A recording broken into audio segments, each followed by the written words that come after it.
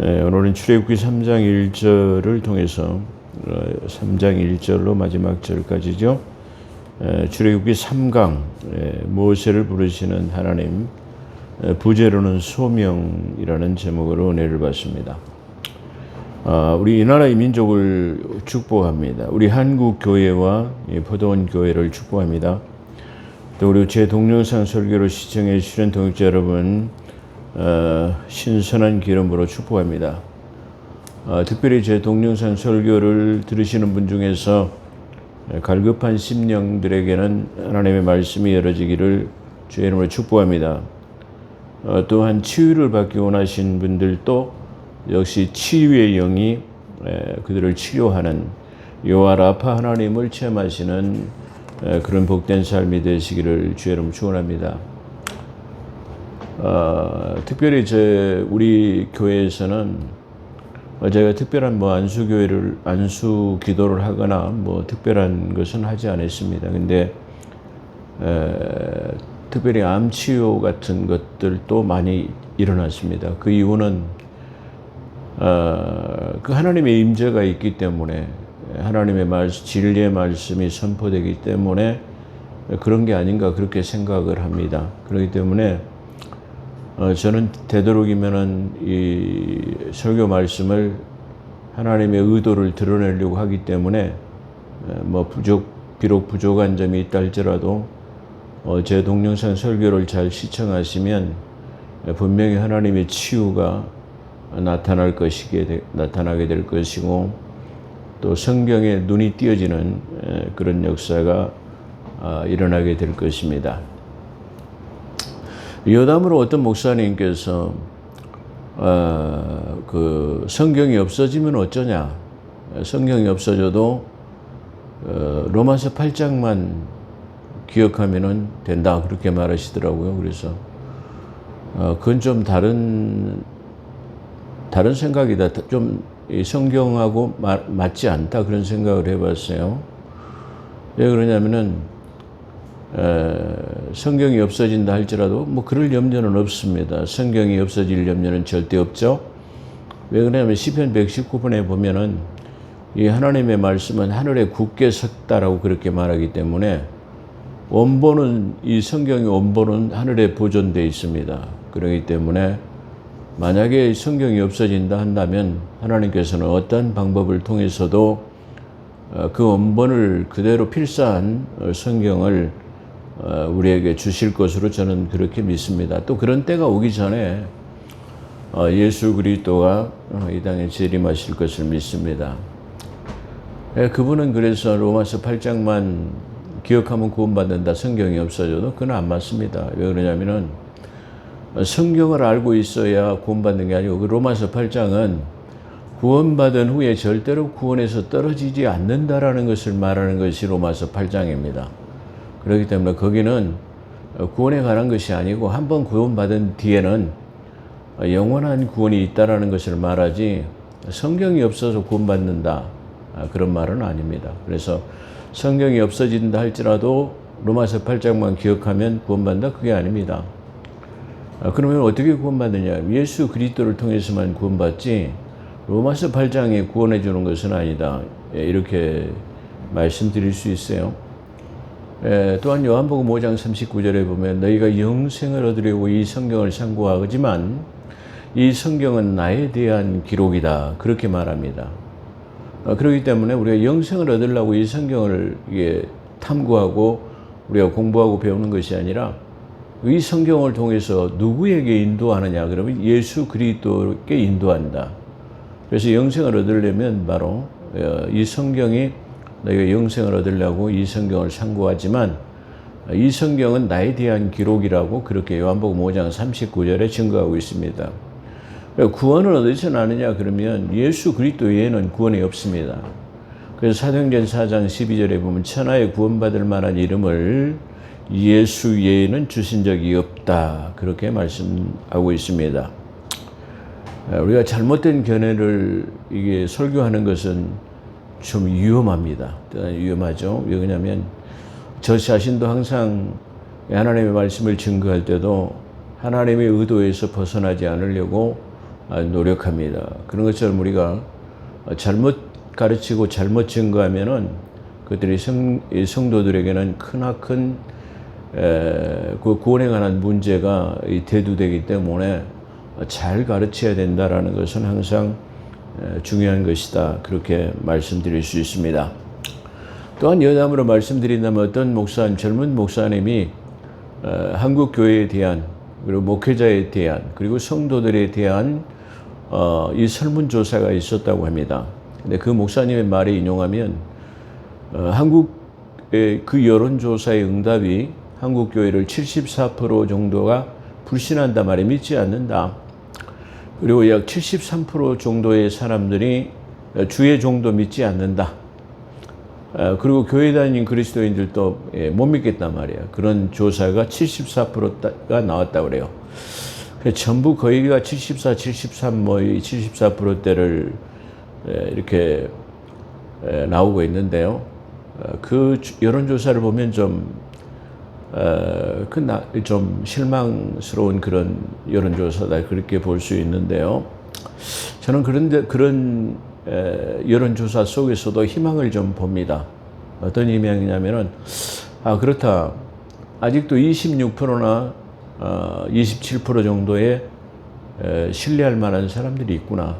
그러니까 그 중에는 많은 그 종들 중에서도 아직은 26% 정도의 종들은 신뢰할 수가 있고, 아직도 26% 정도의 교회는 믿을 만한 교회고, 또 아직도 26% 정도는 성도들은 그래도 믿을 만한 성도들이 있다.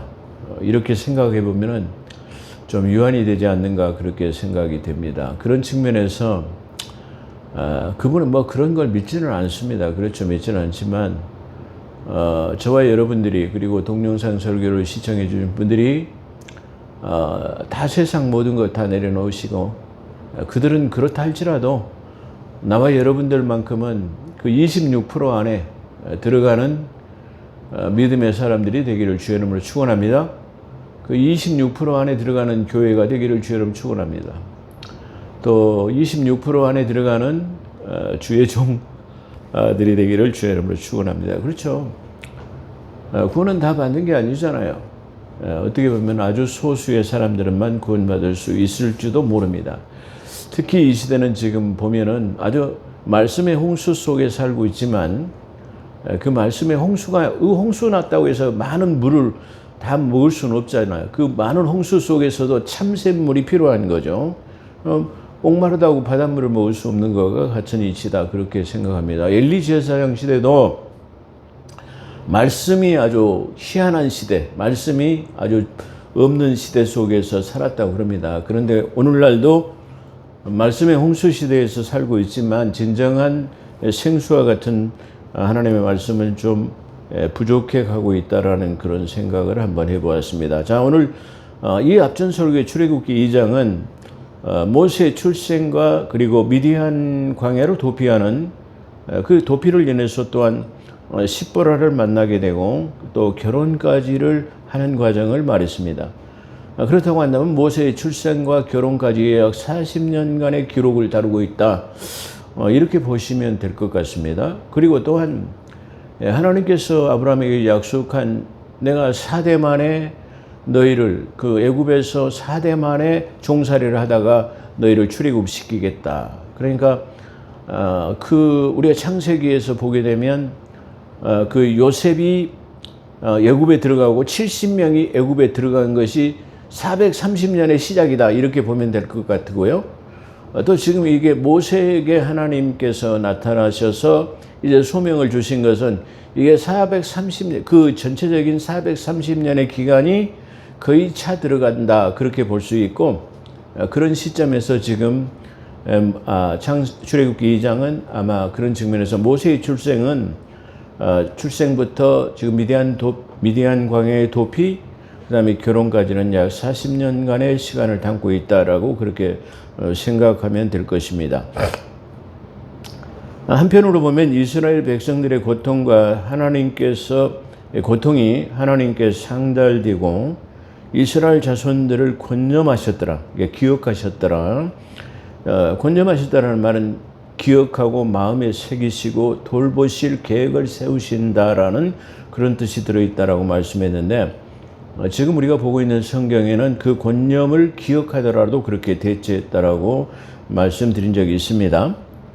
그래서 하나님께서는 그들을 기억하셨다라고 끝나게 되고, 모세를 부르신 소명과 사명을 다루는 한편 이스라엘의 구원하실 계획을 담고 있다고 보면 될 것입니다. 그래서 출애굽기 3장 1절은 모세가 미디안 제사장 이드로의 양무리를 칠 때 광야 서편쪽으로 이동했는데 하나님의 산 호렙에 이르게 되었고 여호와의 사자를 만나게 됐어요.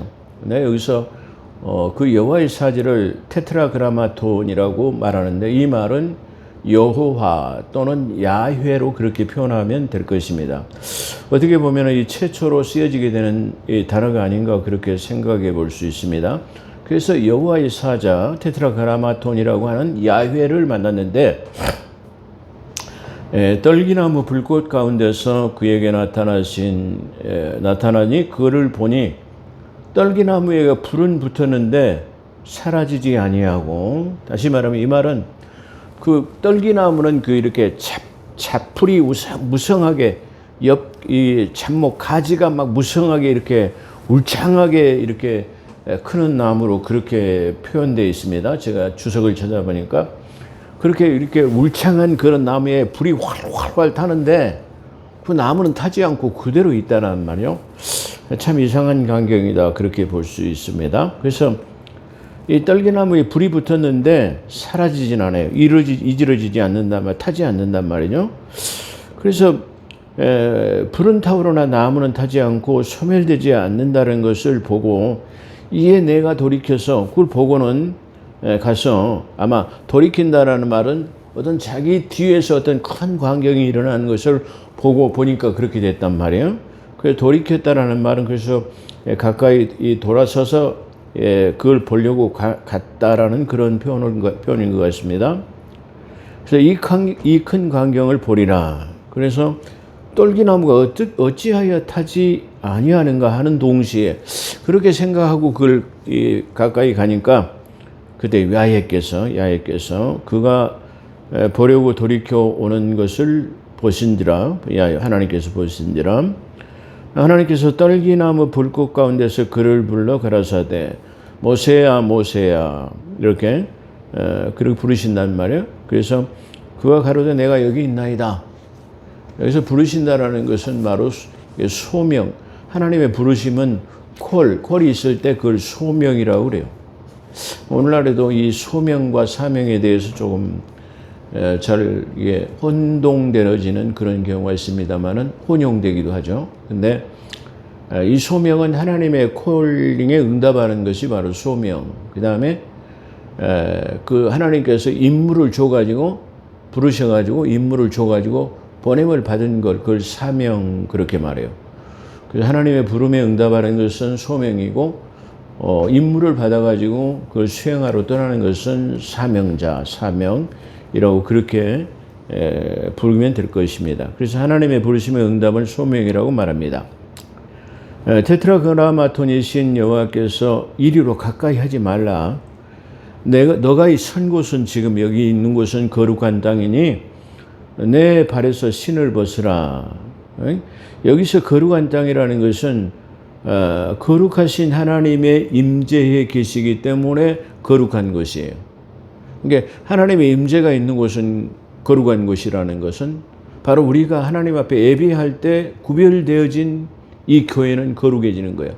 그 하나님께서 구원받기로 예정하신 성도들 역시 거룩하다는, 구별됐다라는 그런 말이에요. 그렇기 때문에 우리는 교회와 성도 또 하나님과 관계된 것들은 전부 다 거룩한 것이라고 볼 수 있어요. 그래서 구약 성경에서도 보면 하나님에 있는 성전의 이 기명들을 전부 다 하나님 것으로 구별하기 위해서 전부 다 기름을 발랐어요. 그 기름을 바르는 이유는 특별하게 이 모든 기물은 하나님께서 이 하나님과 관계된 데 사용한다. 그래서 그걸 성물이라고 그래요. 성물. 그렇죠. 그래서 그걸 성물, 성전, 뭐 이렇게 성도라고 부르는 것은 바로 그런 측면이다. 우리가 그것을 이해해야 될 것입니다. 그래서 여기서 그래서 하나님과 관계된 모든 것은 거룩하게 구별되어진 것이다. 그렇게 말할 수 있고요. 신발을 벗는 것 역시 고대 근동에서는 신발은 인간의 삶의 전체적인 영역과 전체적인 영역인 내적의 품성과 그리고 예적 그런 행동의 총체적인 것을 상징한다고 그렇게 볼 수 있습니다. 그러니까 신발을 신는다는 것은 자기 마음대로 그냥 가고 싶은데 못 갈 때 그냥 다 자기 마음대로 자행자재하며 다닌다라는 것을 말해요. 그래서 신발을 벗으라는 말은 야 이제 지금 너는 이제 네 마음대로 좀 다니지 마. 이제 나를 위해서 좀 사용되어지겠다라는 말이야. 그래서 신발을 벗는다는 이제 네 삶의 주관자는 내각이야. 네 마음대로 이제 다니지 마. 그런 뜻으로 사용하고 있다. 그렇게 볼 수 있어요. 그런 중요한 의미가 있기 때문에 우리는 이 출애굽기에서 나중에 공부하겠지만 하나님께서는 그 대제사장의 하나님의 성물에 대해서 성전에 있는 기명들을 전부 다 지시하셔가지고 이게 만들었어요. 제사장의 예봇도 그리고 머리에 쓰는 이 두건도 만들었는데 이 두건 역시도 여호와의 성결이라는 글씨를 새겨가지고 하나님을 섬길 때는 그걸 쓰도록 그렇게 만들었어요. 예봇도 만들었어요. 그런데 만들지 않은 게 하나가 있어요. 그게 뭐냐면 바로 신발은 없다라는 거예요. 아주 그게 독특하죠. 하나님을 섬기기 위해서 제사장은 이 성소 안에 들어가면 신발을 벗도록 그렇게 벗는 것이 그렇게 상례적으로 그렇게 되어 있다. 그렇게 볼 수 아주 특별한 의미를 가지고 있다. 그렇게 볼 수 있어요. 그래서 이 신발을 벗는다는 것은 인간 삶의 전체적인 영역인 내적 품성과 예적 행동의 총체적인 것을 상징한다고 그렇게 우리가 생각하면 될 것입니다. 더욱이 먼지가 많은 이 중동 지방에서는 신발에 더러운 먼지나 오물이 묻게 되고 종교적으로는 신발은 죄악에 오염된 온갖 더러운 행위의 품성을 의미합니다. 그러므로 여호와의 임재 앞에서 신발을 벗는 것은 아주 당연한 것이다. 그렇게 볼 수 있습니다. 어떻게 보면 지금 현대적인 이 교회 건물 같은 경우도 다 신발을 신고 지금은 들어가는데 어떻게 보면 이 성경적은 아니다. 이렇게 볼 수 있어요. 최소한도 신발은 벗고 실내에서 쓸 수 있는 슬리퍼를 신는 정도는 그래도 돼야 되지 않겠느냐 이렇게 생각해 보는데 오늘날 대형 교회들은 이게 좀 무시돼 가지고 전부 다 신발을 신고 가서 예배하는 것은 좀 우리가 생각해 봐야 할 수도 있는 문제다 이렇게 생각할 수 있어요. 그래서 신발을 벗어야 하는 이유는 첫째로 창조주 하나님과 피조된 인간의 본질적인 차이가 있기 때문이다. 우리가 그분 앞에 신발을 벗고 그분 앞에 엎드리는 것은 창조주와 피조의 그런 엄격한 차이가 있기 때문이다. 이렇게 말할 수 있습니다. 두 번째로는 하나님 앞에서는 인간의 자신의 죄악됨을 고백할 수밖에 없는 비천한 존재이기 때문에 우리의 죄악 때문에 성결하고 거룩하시고 크신 위대하신 하나님 앞에 우리는 죄의 문제 때문에 그분 앞에 엎드려질 수밖에 없고 신발을 벗을 수밖에 없다 그렇게 말할 수 있습니다. 그리고 세 번째로는 거룩하신 하나님께 참된 경의를 표하는 것이라고 그렇게 보면 됩니다. 네 번째로는 타락한 인간은 죄 때문에 그대로 하나님 앞에 설 수 없습니다. 거꾸로질 수밖에 없죠. 우리가 사도행전 강의에서도 사울이 하나님 앞에 빛의 임재 때문에 거꾸로지는 것은 바로 그런 측면이야. 또한 죄성을 가지고는 하나님을 보게 되면 죽게 되는 것이 구약 성경에서 나타나고 있는 것이다. 그렇게 말씀드릴 수 있어요. 그렇기 때문에 또한 하나님의 종으로 쓰임받기 위해서는 죄악과 단절되어야 한다는 아까 말한 것. 이 죄악과 단절되어지고 이제 내 삶을 포기하고 하나님께로만 가 이런 말이죠.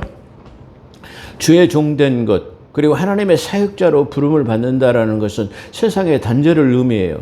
내 마음과 뜻대로 가는 것이 아닌 이제 하나님의 뜻대로 사는 것 그게 바로 주의 종이자 하나님의 사람이다. 이렇게 말할 수 있어요. 하나님의 종으로 쓰임받기 위해서는 죄와 단절돼야 하고 예수 그리스도의 구속의 은혜를 덧입어야 하나님 앞에 설 수 있음을 분명하게 보여주는 것이다. 자, 누가 하나님 앞에 설 수 있어요? 다시 말 우리 인생의 삶도 마감한 후에는 하나님 앞에 설 수 있는 사람 누구죠? 바로 우리가 예수 그리스도 피의 대속함을 입지 않고는 우리가 하나님 앞에 설 수 없다. 구원을 그러니까 뭘로 받는 거죠? 예수 그리스도의 피값으로 예수 그리스도를 통해서만 구원을 받을 수 있다라는 것을 말하고 있습니다. 자, 그래서 이게 당시에는 그다음에 이 중동에서 그 당시에는 또한 모세 시대 당시에는 노예나 종들은 신발을 착용하지 않고 맨발로 다녔고 맨발로 종들은 맨발로 다녀요. 그 모세에게 이 같은 명령을 종된 것을 선포해. 네가 신발을 벗으라는 것은 이제 노예의 너를 내가 내 종으로 사용하겠다. 내 노예와 같은 너의 종의 신분으로 이제 내가 너를 삼겠다라고 하는 그런 측면이 지금 들어있다. 이렇게 말할 수 있는 것입니다. 그래서 이게 지금 그러므로 이제부터는 이게 하나님의 그런 뜻은 이제부터는 내 마음대로 다니는 것이 아니고 하나님께 붙들린 그런 삶이어야 된다라는 그런 측면으로 우리가 볼 수 있습니다. 또 이르시되 나는 내 조상의 하나님이라 아브라함과 이삭과 야곱의 하나님이라 이렇게 말하고 있습니다. 여기서 그들의 조상의 이름을 열거하는 것은 그들과의 언약을 상기시킬 뿐만 아니라 그 언약의 현재적 실행을 진행하고 있음을 말씀하고 계시는 것입니다. 그러니까 다시 말하면 지금 내가 아브라함, 너의 조상 아브라함, 이삭, 야곱의 내가 하나님이다 말이야. 이렇게 말하는 것은 그래, 내가 내 조상 아브라함과 이삭과 야곱에게 맹세한 너희가 저 애굽에 내려가서 430년 동안 종살이하다가 내가 너희를 이게 인도해가지고 적과 꿀이 흐르는 가나안 땅으로 내가 이게 끌어올리겠단 말이야. 구원하겠단 말이야. 그렇게 그 약속하신 것을 상기시키고 지금 하나님께서 나타나신 목적은 너희 조상들하고 이 언약을 통해서 약속하신 것을 지금 실행하기 위해서 현재적으로 나타났다라는 말이에요. 참 얼마나 위대합니까? 우리는 그 하나님의 위대함을 우리는 생각해 볼 때 정말로 경이로울 수밖에 없다라고 생각할 수 있어요. 우리는 인간의 수명은 70이나 80 장수한다고 해도 뭐 80, 90을 살지만은 어떻게 보면 430년이 지났기 때문에 몇 대대가 흘렀기 때문에 그 당시에 그 약속을 받은 이 사람들은 정작 그 약속이 이루어질지 안 이루어질지 그걸 몰라요. 근데 하나님께서는 그 아브라함에게 약속하신 것을 바로 430년 동안이나 하나님께서 기억하고 간직하고 계셨다가 지금 그 때가 지금 참에 하나님께서 그 뜻을 이루시고 지금 오셨는데 그 약속을 그걸 지금 지키기 위해서 현재형으로 지금 나타났다. 그렇게 생각할 수 있어요. 우리는 복받고 복받은 사람들입니다. 왜 그러죠? 이 성경을 보면 그때 당시 선지자들을 통해 갖고 그걸 기록하라고 해가지고 그걸 기록해 놨어요. 근데 그 당시에 기록한 선지자들도 지금 이걸 뭘 말하는 거야? 이 약속에 지금 뭘 얘기하는 거지? 그걸 이해하지 못하고 기록한 사람도 많아요. 근데 그 약속했다는 것이 수백 년 또는 수천 년 후에 거의 성취되고 있다라는 거예요. 그게 얼마나 참 놀란다는 사실이에요. 그래서 우리가 복받을 수 있는 것은 당시에 그 성경을 기록한 그 선지자들도 그게 무슨 뜻인지 모르고도 기록한 선지자들이 있지만 이걸 지금 오늘날 이 완성된 구약과 신약의 완성된 성경을 우리가 가지고 있어서 저 먼 과거로부터의 지금 현재까지 모든 것을 우리가 이 성경을 통해서 전부 통찰할 수 있다는 것이 얼마나 위대한 것인가 그렇게 우리가 볼 수 있어요. 그러니까 다시 말하면 이 성경은 수천 년 동안에 이어져 온 그 역사적 사실을 갖다가 지금 기록한 것을 우리는 단 몇 시간, 며칠 동안을 통해 가지고 우리가 볼 수 있다라는 것이 그 얼마나 위대한 것이고 얼마나 우리가 복된 것인가. 그러니까 한 부분만 그때 기록한 선지자들, 이 다시 말하면 제자들 또는 기타 등등 많은 사람들이 있었지만 그 자신이 그때 그걸 쓸 때는 무슨 뜻인지 예를 들어서 우리가 표현한다면 미가서 5장에 미가서 선지자가 베들레헴에서 메시아가 태어난다라고 그렇게 써놨어요. 근데 그 당시에는 그가 써놨지만 언제 이것이 성취될 것이라는 걸 모르고 무슨 뜻인지도 모르고 기록해놨지만 바로 먼 훗날에 보니까 그 미가서의 선지자를 통해서 인용한 것이 바로 그리스도의 탄생을 통해서 베들레헴에서 나타난 것이 성취되었다. 그런 말이야. 그래서 그 선지자도 그걸 기록할 때는 무슨 뜻인지 몰랐지만 오늘 이 시대를 사는 나와 여러분들은 이 완성된 성경을 통해 가지고 그걸 전부 다 통전적으로 볼 수 있고 이해할 수 있다라는 것, 완성된 것을 우리가 볼 수 있다라는 것이 얼마나 큰 축복이다라는 것을 우리가 볼 수 있습니다. 그렇죠? 그래서 지금 여기서 조상을 언급하고 있는 것은 지금 현재에 진행되고 너의 조상하고 약속한 것들을 지금 내가 현재에 놓고 그걸 내가 기억하고 진행하려고 하나님이 하신다라는 그런 것을 지금 상기시키고 있다. 그렇게 말할 수 있습니다. 모세는 하나님을 배우기를 두려워하여 얼굴을 가리우고 죄인된 그런 인간은 그래서 얼굴을 가리웠지만 죄인된 인간은 절대적인 하나님을 배울 수는 없는 것입니다. 그래서 우리는 반드시 죄의 문제를 해결해야만이 하나님을 배울 수 있는, 그렇지 않으면 전부 다 우리는 배울 수 없는 거죠. 그 최초의 인간인 아담과 하와도 범죄함으로 자신의 몸을 숨긴 것을 우리가 이게 볼 수 있는 거 의미할 수 있죠. 그러니까 하나님과 교제하기 위해서 어떤 사람이 그래요. 하나님이 인간을 창조하신 목적이 뭐냐? 어떤 목사님이 그래요. 저는 그런 분들을 보면 정말로 제 한숨이 나와요. 한숨이 나오고 그냥 아주 통탄을 금할 길이 없어요. 어떤 목사님 그러더라고요. 하나님이 인간을 창조하신 목적이 우리를 노예를 삼으려고 그래요. 종 삼으려고 만들었다라는 거예요.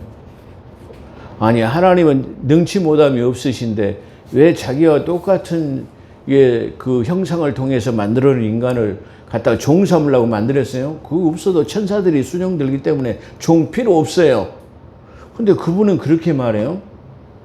자, 오늘 제가 이 시간을 통해서 분명히 인간의 창조 목적을 말씀드리겠습니다. 할렐루야.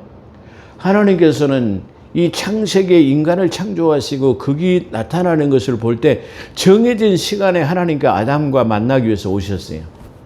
이건 뭘 말하죠? 하나님은 스스로 자존하신 분으로, 여기 이제 우리 출애굽기를 공부하면 나는 나다 말이야. 하나님 여호와를 뭐라고, 내가 당신을 뭐라고 말합니까? 그러니까 나는 나다 말이야. 그렇게 말해요. 그 하나님은 스스로 독전하시는 분으로 하나님 자체가 천지 만물의 주관자이지만 당신과 교제할 사람이 없어요. 그렇기 때문에 사람도 역시 자기의 형상을 만든 아담을 만들어 놓고도 혼자 사는 것을 이게 자기를 비유해서 보니까 독처하는 것이 좋지 않아서 덤린 배필 하하를 만드셨다라.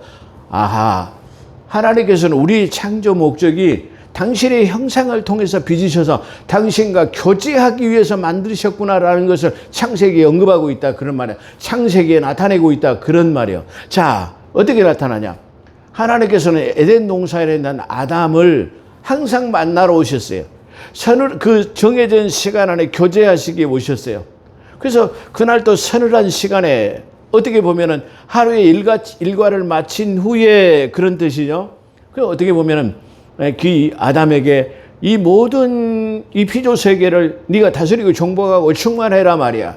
그렇게 해가지고 이 일상에서 일어나는 모든 것들을 이게 다스리고 정복하고 그런단 말이야. 그래서 하나님께서는 아담에게 오셔서 야 아담 오늘 좋은 일이 없었냐 말이야. 오늘 무슨 일이 있었지? 혹시 말이야 노루가 이 쌍태를 낳아가지고 오늘 뭐 수태를 했지 않느냐? 뭐 기타 등등 오늘 뭐 어떤 이렇게 그 자연 세계에서 일어나는 모든 것을 통해서 일어나는 것을 이게 쉽게 말하면 아담과 이게 대화를 나누시기 위해서 오신 것이 분명해요. 그렇잖아요. 아담과 대화하시기 위해서 서늘한 시간에 아담을 찾아오셨는데 아담이 없는 거예요. 그래서 아담아 네가 어디 있느냐 불렀어요. 그래서 아담이 어떻게 했어요? 평상시에는 항상 하나님과 만나서 교제를 했는데 오늘만큼은 지금 숨어가지고 나오질 않아요. 왜? 죄를 지었기 때문에. 하나님께서 그토록 저 선악과라고 하는 에덴 동산 중앙에 있는 그 나무를 따먹으면 죽을 것이라고 말했는데 그걸 따먹어 버렸어요. 그걸 따먹는 순간 뭐가 들어왔어요? 악을 아는데 하나님같이 되어버렸다는 말이에요. 그래서 이제 악이 자기 마음속에 들어왔기 때문에 하나님 배우는 것을 두려워하는 거예요. 우리가 예수 그리스도의 핏값으로 대속함을 입은 사람들은 하나님과 대면하는 게 두려움이 없어요. 걱정이 없어요. 왜 교회에 오는 걸 두려워합니까? 왜 세상 사람들이 교회와 격리되고 교회를 멀리합니까? 왜 예수 그리스도를 믿는 사람을 비난합니까? 왜 주의 종들을 믿지 못하고 신뢰하지 못한다고 합니까? 그들은 다시 말하면 죄의 문제를 해결하지 못했기 때문에 바로 쉽게 말하면 안티가 되는 것이다. 이렇게 말할 수 있어요. 하나님 예수 그리스도를 믿어서 구원받는 사람이라면 교회를 사랑할 수밖에 없어요. 주의 종들을 신뢰할 수밖에 없어요. 믿는 사람들과 교제를 할 수밖에 없는 것이 바로 우리 그리스도의 삶이다. 바로 그렇게 구별해 놓은 사람들이 하나님의 사람들이다. 이렇게 말할 수 있다. 그런 말이에요. 그렇기 때문에 아담은 범죄했기 때문에 그 하나님의 몸을 숨겼어요. 그래서 아담아 불렀지만 아담이 대답하지 않아요. 아담아 내가 어디 있느냐 그러니까 내가 무화과 나무 뒤에 숨었나이다 말이야. 내가 왜 숨었느냐? 네가 숨은 이유는 내가 동산 안에 심어놓으면 그 선악과를 따먹지 말. 내가 그걸 따먹었더냐? 내가 먹었는데 하하가 먹으라고 해서 먹었습니다. 핑계 되잖아요. 사람들이 핑계라는 것은 이게 안 되는 거예요. 자기 자신의 죄를 고백할 수 있는 사람이 돼야 돼요. 누구한테 자기의 허물을 전가시키려고 하면 안 돼요. 그렇습니다. 죄송합니다. 하나님께서 먹지 말라고 하는 것을 제가 먹었습니다. 용서해 주십시오라고 하는 죄의 고백이 반드시 우리가 있어야 된다. 그걸 떠넘기면 안 된다라는 것을 우리가 거기서도 볼 수 있습니다. 그렇기 때문에 야 누가 너에게 이걸 먹으라 하더냐 말이야. 하가 먹으라 했어요. 너는 왜 그걸 먹었더냐 말이야. 저 사단이 와서 먹으라 했습니다 말이야. 이렇게 했다라는 것을 우리가 성경에서 볼 수 있습니다. 그래서 우리가 죄의 문제를 해결하지 못하고는 하나님을 뵐 수 없다는 사실을 우리가 볼 수 있습니다. 그러므로 여호와께서 가라사대 내가 애굽에 있을 때 내 백성의 고통을 보고 그 부르짖음을 듣고 우리는 알고 내려와서 그들에게 애굽인들의 손에서 건져내고 그들을 그 땅에서 인도하여 아름답고 광대한 땅 적과 꿀이 흐르는 땅 그 땅으로 내가 인도하겠다 말이야. 근데 그 땅은 가나안 족속과 헷 족속과 아모리 족속과 브리스 족속과 이 족속과 여부스 족속이 사는 그곳에 이르게 한도다 라고 그렇게 말했어요. 여러분들 하나님은 대부분 믿음의 사람들이 생각할 때 하나님이 계시긴 계신 거야? 하나님 우리의 기도를 듣긴 들으신 거야? 하나님이 우리의 형편을 이게 알고 계시기나 보고 계시긴 계신 거야? 이 말씀을 통해서 우리는 하나님을 신앙할 수 있습니다. 하나님을 믿을 수 있습니다. 하나님께서는 저 이스라엘 백성들을 지금 그 하나님이 보고 들었다라고 말했어요. 내가 그들의 고통을 보고 부르짖음을 듣고 내가 그걸 알고 그들을 건져내기 위해서 아브라함과 약속한 것을 기억하고 지금 너희들을 건져내기 위해서 왔다라는 거예요. 우리는 눈에 보이지 않죠. 하나님은 보이지 않기 때문에 하나님께서는 내 기도를 들으시는 거야? 지금 나의 삶을 보고 계시는 거야? 그리고 알고 계시는 거야? 그렇게 우리가 생각할 때가 많이 있습니다. 그런데 하나님은 절대로 우리의 삶을 보고 듣고 그리고 알고 계십니다. 그리고 건져내실 구원의 방법을 하나님께서는 갖고 계십니다. 그렇기 때문에 하나님께서는 반드시 가장 좋은 때, 가장 적절한 때에 최고의 그 시간대에 우리를 구원하시는 그런 하나님을 우리가 기억해야 됩니다. 또 때로는 우리가 이렇게 생각할 수도 있어요. 하나님이 내 기도를 듣지 않으신가? 나의 삶을 보고 계시지 않으신가? 나를 알지 못하신가? 알고 계시지 아니하신가? 이렇게 생각할 수 있어요. 근데 어떻게 보면은 그런 것은 내가 하나님에 대한 그 콜에 하나님의 부르심에 내가 응답을 못했거나 내가 하나님의 사람 또는 하나님의 자녀로서 우리가 정말로 자녀답게 살았는가 우리가 그걸 한번 생각해 봐야 돼요. 그러잖아요.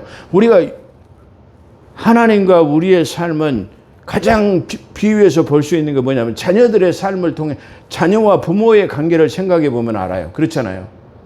부모는 자녀들에게 가장 좋은 것을 주시기를 원해요. 항상 그게 부모의 마음이에요. 그렇잖아요. 근데 그 자녀들 가운데서도 부모와 친밀함을 누리는 자에게 애착이 가게 되어 있는 거예요. 그러잖아요. 그 똑같은 인간 관계를 생각해서 우리는 하나님을 생각할 수 있어요. 그래서요, 대제사장이 되는 조건에는 뭐죠? 반드시 결혼을 해서 아이를 낳을 수 있는 사람이 대제사장이 되는 거예요. 목회자도요, 마찬가지로 디모데전서 3장 목사가 되는 조건이 뭐가 있어요? 한 가정을 잘 다스리는, 다시 말하면 남자라야 된다. 한 가정을 잘 다스리는 사람이어야 된다. 그렇게 말하고 있어요. 그리고 또한 자녀들을 하나님께로 잘 인도할 수 있는 사람이라야 된다라고 그렇게 말해요. 왜 그러죠? 중요한 의미예요. 부모의 마음을 통해서 하나님의 마음을 아는 거예요. 그렇잖아요. 근데 우리는, 제가 이 비하하는 말이 아니라 천주교 신부나 수녀님들은 결혼하지 않아요. 그렇기 때문에 아이들을 사랑하는 마음이 없어요. 다시 말하면 자녀들에 대한 애틋한 마음이 없어요. 부모의 마음을 가져보지 못하기 때문에 그들은 어떻게 보면 독살스러워요. 그러잖아요. 독살스러울 수밖에 없어요. 아내가 없기 때문에 아내에 대한 소중함을 몰라요. 다시 말하면 그들은 그러한 삶을 쉽게 말하면 살기 때문에 뭐 캐세라 세라만 나 혼자의 삶만 살다가 죽으면 그의 끝이야 라고 말하기 때문에 그들이 이 설파하는 것들은 있는 돈 다 써버리시오 말이야. 자녀들에게 물려주지 마시오 말이야. 이렇게 말하는 거예요. 왜 그러죠? 자녀 사랑하는 마음이 없기 때문에 그러잖아요. 전혀 성경하고로 위배되는 삶이에요. 성경은 뭐라고 해요? 이 유산한 부모, 재산은 부모로부터 말미암고 이게 배우자는 하나님께로부터 말미암는다. 이렇게 딱 이게 잠언서에 기록해 놨어요.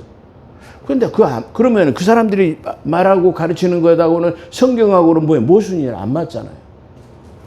우리가 그런 걸 잘 생각해 봐야 된다. 그렇게 말할 수 있어요. 적과 꿀이 흔다라는 말도, 그래서 우리가 하나님께서는 보고 듣고 알고 내가 건져내서 그들을 그 땅은 저 아브라함에게 약속한 내가 이 가나안 땅을 너와 내 후손에게 영원한 기업으로 주리라 그랬어요. 그렇기 때문에 유대 민족이라고 하는 아브라함의 후손들하고 약속된 땅은 저 젖과 꿀이 흐르는 가나안 땅은 영원한 그들의 땅이에요. 지금도 뿐만 아니라 우리 주 예수 그리스도 재림 때 그 땅을 배분할 때도 누구한테 배분되냐? 그러면 저 이스라엘이라고 하는 가나안 땅 최초의 통일 국가 시대에 있던 그 모든 영역은 저 아브라함의 후손들에게 주어진다. 그런 말이에요. 그래서 그들은 항상 이 천국과 쉽게 말하면 그들에게는 천국과 연결되는 거예요. 그래서 이 마태는 바로 천국이 가까웠다. 천국을 쉽게 말하면 뭐 하라? 이렇게 계속 말해요. 근데 지금 저 마가나 누가는 바로 천국을 말하지 않고 하나님의 나라에 대해서 말하고 있단 말이에요.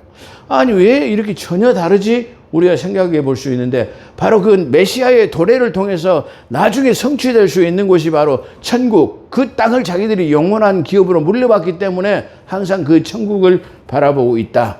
이렇게 말할 수 있습니다. 젖과 꿀이 흐른다라는 말, 젖이 이게 풍성하게 흐르려면 어떻게 돼요? 푸른 광대한 목초지가 있어야 돼요. 그러죠? 그래, 강대한 목초지가 있어야만 젖이 흘러 넘쳐요. 그 다음에 꿀이 흐르려면 어때요? 많은 이게 화초, 꽃이 만발하는 데라야 되는 거야. 그래서 거기는 기와 요초가 아주 만발해서 피어야만이 벌이 채집을 많이 해요. 지금 이 나라가 어떻게 돼요? 우리 지금 이 시대를 사는 속에서는 벌나비가 지금 없어졌어요. 점점점 벌이 지금 이게 기능이 약해지고 한 봉을 없어져 버리고 지금 양벌만 남아있는데 그들이 지금 쉽게 말하면 채취하는 그게 아주 약화되어 가지고 꽃도 없어요. 그게 뭘 먹이죠? 꿀을 먹여요. 그래서 꿀을 먹어갖고 먹여가지고 생산한 꿀을 갖다가 뭔 꿀이라고 하냐면 사양꿀이라고 그래요. 여러분 그 마켓에 가면은 꿀이 보면은 사양꿀이라고 쓰였어요. 이상하게 생각하지 마세요. 일단 그 꿀이 이게 설탕이 됐든 뭐가 됐든 일단 벌이 먹고 내놓으면은 바로 쉽게 말하면 그게 꿀이 되기 때문에 이게 그냥 드셔도 돼요. 그렇기 때문에 사양꿀은 이 값이 싼 이유는 바로 그런 측면인데, 그건 뭘 말하냐? 우리가 단적으로 지금 쉽게 말하면 벌나비 그리고 화초가 적어졌기 때문에 사냥을 못하고 또 벌들도 기능이 약해져 가지고 제대로 이 기능을 발휘하지 못하고 있기 때문에 그런 것이다. 그런 말이에요. 자, 그러면 이게 회복되려면 바로 우리 주 예수 그리스도의 재림이 도래돼야 되는데, 바로 이런 것들을 통해서 세상의 만물이 지금 이게 마지막이 다 되었다라는 말이에요. 만물이 마지막이 되었다라는 것을 알게 되면 우리 주님의 도래가 멀지 않았다라는 것을 우리가 알 수 있다. 그렇게 볼 수 있어요. 그래서 젖과 꿀이 흐르는 강대한 땅, 아름답고 강대한 땅은 바로 그런 측면으로 말하고 있다. 여기서도 거기는 바로 너희들에게 지금 들어갈 수 있는 땅은 가나안 족속, 헷 족속, 아모리 족속, 브리스 족속, 히위 족속, 여부스 족속에 이르려 하는도다. 이렇게 말했어요. 근데 여기서 지금 하나님께서는 우리가 저 가나안 땅은 반드시 7 부족이 살고 있다고 우리가 알고 있어요. 근데 여기서는 6 부족만을 언급하고 있어요.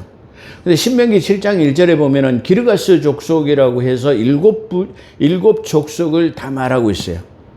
근데 왜 하나님께서 직접 지금 이게 모세에게 나타나가지고 6 부족만 말하고 있느냐? 그걸 우리가 한번 볼 수 있는데요. 자, 계속 설명하겠습니다. 여기서 아름답고 광대한 땅은 아까 말한 구속받지 않고 자유롭고 풍요로움을 나타내며 적과 굴이 이르는 곳도 장차 하나님께서 풍성한 은혜를 내려주실 것을 나타내기로 한 것이다. 그렇게 말할 수 있어요.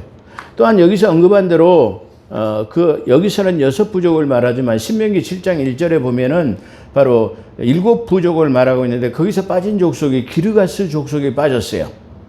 근데 그 이유에 대해서는 성경 어디에도 언급하고 있지 않기 때문입니다. 근데 다만 우리는 7 족속을 때로는 7 부족 또는 10개의 족속으로 나타내기도 합니다. 창세기 10장 15절로 18년, 창세기 10장은 인구 분포를 갖다가 말하는 거예요. 이게 온 세상의 인구 분포, 인구 분쟁을 말하는 것으로서 바로 다시 말하면 셈과 함과 야펫의 족속들이 어떤 근거지로 어떻게 쉽게 말하면 번져 있는 것을 말하는 것이 창세기 10장 10이라는 것은 열방을 말한다고 말씀을 드렸는데요. 거기다 자세하게 지금 말하고 있어요. 그래서 창세기 10장 15절에 보면 가나안의 자손과 족속들이 흩어져 처하였다라는 문맥을 볼 수 있어요. 그렇기 때문에 이 기르가스 족속은 6 부족 안에 흩어져 살고 있기 때문이 아닌가 그렇게 생각할 수 있어요. 왜냐하면 이 창세기 문맥에 그렇게 흩어져 살았다라는 문맥 중에는 바로 기르가스 족속이 포함돼가지고 이 자기들 6 부족 중에서는 막 흩어져서 혼용해갖고 살고 있었는데 이게 부족으로서는 바로 그렇게 6 부족 또는 그 흩어져 사는 족속이 바로 이 대표적인 예로 기르가스 족속이 아니었는가 그렇게 생각해 볼 수 있습니다. 또한 이들이 전부 누구냐면은 이 가나안 땅에 살고 있는 이 족속들이 누구냐면은 전부 함의 후손들이 함은 누구죠? 바로 이 노아의 아들들 중에 셈과 함과 야펫이라고 하는 세 아들이 있었는데 아마 2번째 아들이 함인 것 같아요. 이 함은 저 아프리카의 깜둥이들의 원조가 됐어요. 그러죠? 근데 이 함의 후손들이 가나안이라고 해요. 가나안 사람들이에요. 이 가나안의 후손 중에서 바로 바벨탑의 성주인 님으로 또 이게 다시 말하면 탄생되어졌고 바로 이 모든 이 족속들이 바로 함의 후손이었다라는 전부 그리스도 다시 말하면 믿음의 사람들의 대적대로 나타나고 있다는 것이 아주 독특하다 그렇게 말씀드릴 수 있어요. 그래서 적그리스도의 유형이 바로 함의 후손들로서 그렇게 나타나고 있다. 그렇게 우리는 볼 수 있습니다. 그래서 후손의 족속대로 이게 함의 후손의 족속으로 보면 될 것입니다. 그래서 이스라엘 자손들의 부르짖음에 내가 상달되었다. 부르짖음이 내가 달하였단 말이야. 내가 들었단 말이야. 그들의 학대를 내가 보았단 말이야. 그러므로 이제 내가 너로 바로에게 보내서 여기서 바로에게 보낸단 말이야. 자, 그래서 내가 저들을 건져내는 것이 내 목적이단 말이야. 그래서 너를 네 그 도구로 삼겠다. 네가 그걸 구해내는 목적을 네가 이루어라 말이야. 그러니까 아까 모세야 부른 것은 소명. 이제 그것을 목적으로 이게 쉽게 말해 임무를 주었어. 그래서 가는 거야. 그걸 갖다가 사명이다. 그렇게 볼 수 있어요. 그래서 내가 그걸 애굽에서 인도해 내는 거에 내 목적이다 말이야. 그렇게 해라 말이야. 그렇게 말씀하시고 있다. 그런 말이에요. 그래서 모세의 사명은 내 백성을 인도해 내는 것이 명령이다. 사명인 것으로 볼 수 있습니다. 그러므로 소명은 콜에 응답하는 것이고 사명은 임무를 갖고 나아가는 것을 사명이라고 할 수 있습니다. 결론입니다. 아까 말씀드린 것처럼 우리 하나님의 사람들도 우리의 형편과 처지를 전부 다 알고 계시며 또 우리를 구원해 내실 계획을 하나님은 가장 좋은 때에 구원해 내실 계획을 갖고 계신다는 사실을 우리가 이 말씀을 통해서 우리가 볼 수 있습니다. 또한 우리는 하나님의 자녀로서 부름을 받은 종이요 또 자녀들입니다. 그렇기 때문에 우리는 우리의 신발을 신고 갈 곳 못 갈 곳 뭐 이런 걸 다 마음대로 자영자재하며 사는 것이 아니라 하나님의 자녀로서 구별된 삶을 우리가 잘 구별해서 가야 될 곳, 가지 말아야 할 곳을 우리가 잘 선택해서 하나님의 뜻대로 사는 복된 삶이 되기를 주의 이름으로 축원합니다. 기도하겠습니다. 거룩하시고 자비로우신 하나님, 오늘도 저희들을 불러 모아주시고 함께하신 하나님께 영광을 돌려드립니다. 감사하며 우리 구주 예수 그리스도 이름으로 감사기도 드리옵나이다.